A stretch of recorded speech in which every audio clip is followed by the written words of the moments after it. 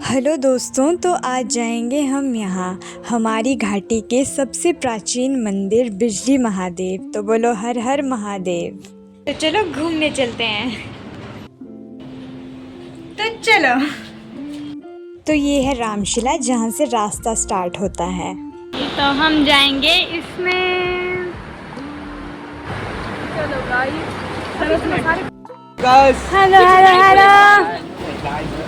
तो ये मेरा पहला एक्सपीरियंस है ऐसे जीप के डाले में जाना, मतलब पीछे बैठ के जाना। और हमने बहुत खुले आसमान को एंजॉय किया।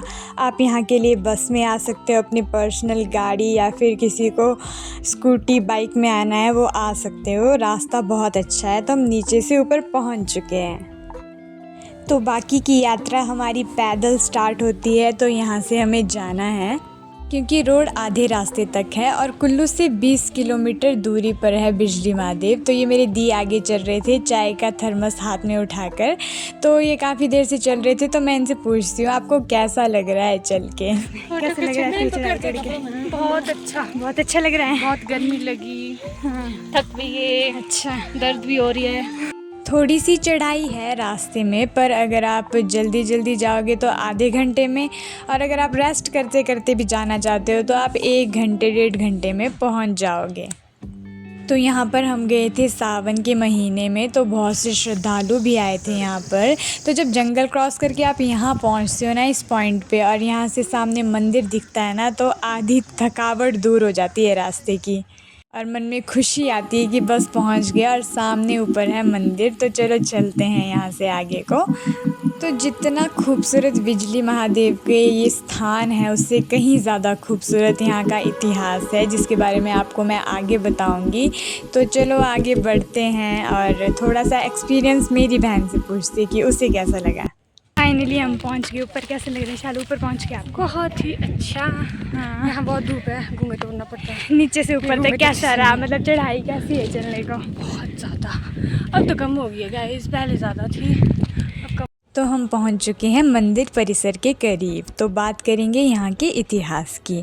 बिजली महादेव जालंधर असुर के वध से संबंधित है। दूसरे नाम में इसे कुलांत पीठ भी कहा गया है। यहाँ आकाश से बिजली गिरती है, कभी ध्वजा पर कभी शिवलिंग पर, जिस कारण शिवलिंग कई भागों में खंडित हो जाता है। खंडित शिवलिंग को मंदिर के पुजारी द्वारा वापिस स्वरूप में लाने के लिए मक्खन के लेप से जोड़ा जाता है।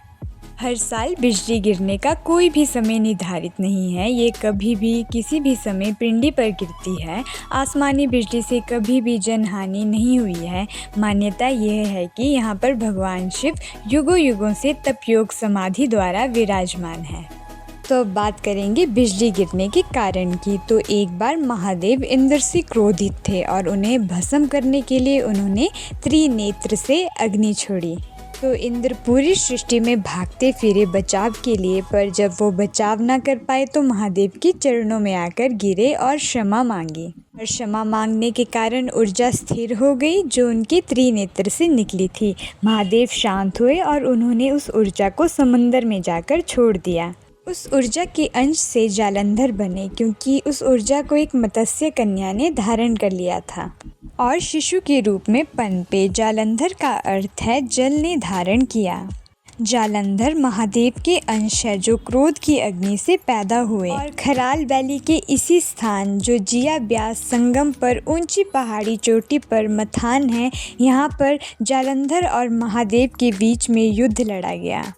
जालंधर को सर्प के रूप में भी माना जाता है। माना जाता है कि उन्होंने खुद को एक विशालकाय अजगर का रूप दे दिया तथा यहाँ के जीव जंतुओं को नुकसान पहुँचाना चाहा।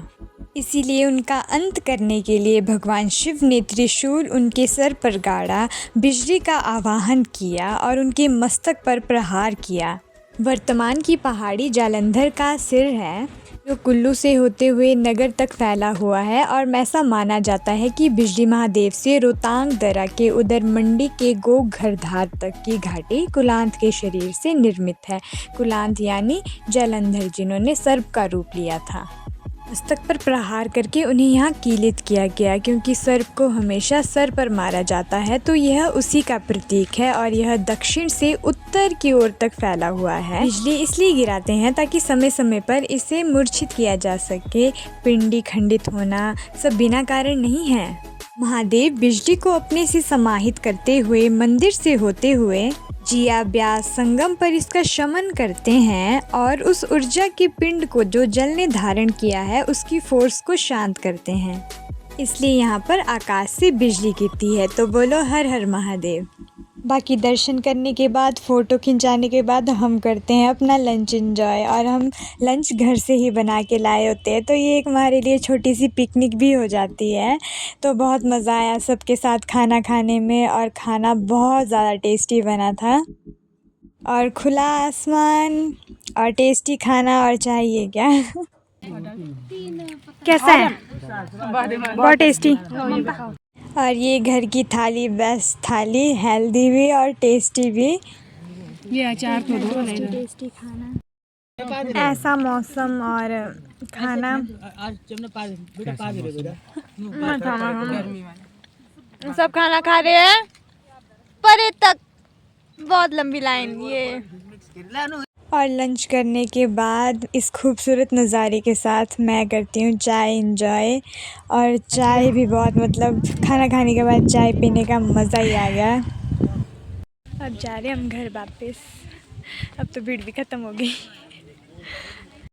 तो हमारी दर्शन हो गया ख़त्म। तो अब हम घर की ओर जा रहे हैं। तो मेरी बहन सबसे अच्छा एक्सपीरियंस बताएगी। शालू का सबसे अच्छा एक्सपीरियंस क्या है यहाँ का?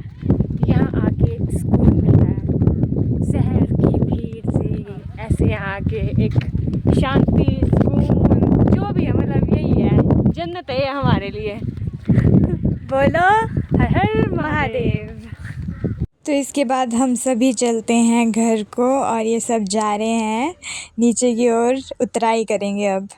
तो हमारी यात्रा होगी ख़त्म। तो बहुत मज़ा आया आज हमारे को। आपको कैसा लगा? बहुत अच्छा लगा। अब थक भी गए हैं चलते चलते, तो यहाँ पर सबको विज़िट करना चाहिए जो पहुँच सकता है, क्योंकि बहुत अच्छा मज़ेदार रास्ता है, मंदिर व्यू सब बढ़िया है। बाकी जो खूबसूरत चीज़ें मैं कैप्चर कर सकती थी मैंने की, और यहाँ से तो ये बहुत ज़्यादा सुंदर लग रहा था, मतलब जाते जाते भी मुझे चैन नहीं था। हम चले घर को। उतराई ख़त्म होगी, हम जीप में चढ़ गए और वापस जा रहे हैं। और यहाँ से हमारा खूबसूरत टाउन दिख रहा है कुल्लू, और बिल्कुल मज़ा आ रहा था ठंडी ठंडी हवा खाते हुए जाने का घर को। मतलब ये एक्सपीरियंस काफ़ी अच्छा है, एक बार सबको एंजॉय करना चाहिए। और इस नज़ारे को देखते हुए मन कर रहा था यही गाना गाने का। हुस्न पहाड़ों का हो साहिबा। चलो चलो, मैं गाना गा के पकाऊंगी नहीं। बाकी सभी को एक बार यहाँ विज़िट करना चाहिए। बाकी हर हर महादेव। Thanks for watching.